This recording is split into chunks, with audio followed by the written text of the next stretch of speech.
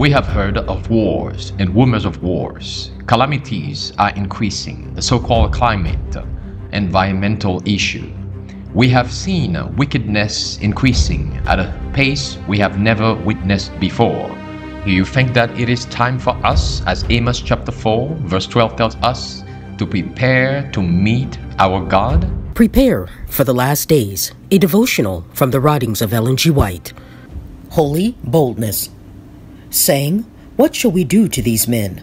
For that indeed a noble miracle hath been done by them is manifest to all them that dwell in Jerusalem, and we cannot deny it. Acts 4 verse 16.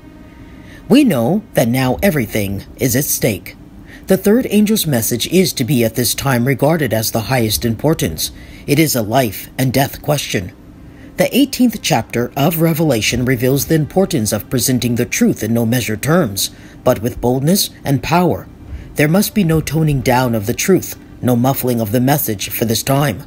Satan has devised a state of things whereby the proclamation of the third angel's message shall be bound about. We must beware of his plans and methods. The third angel's message is to be strengthened and confirmed. This call is similar to the call made by the first and second angels. By the third angel, the call is again repeated. Come out of her, my people. Satan will so mingle his deceptions with truth that side issues will be created to turn the attention of the people from the great issue, the test to be brought upon the people of God in these last days. From the light that God has given me, I know that the gospel message for this time is being turned aside, for the work of preparing a people to stand amid the perils of the last days will never be done. Tell the people that the Lord is coming in judgment, and that neither rulers, nor kings, wealth, nor influence will be able to stand against or ward off the judgment soon to fall. There are only two parties upon the earth, those who stand under the blood-stained banner of Jesus Christ, and those who stand under the black banner of rebellion.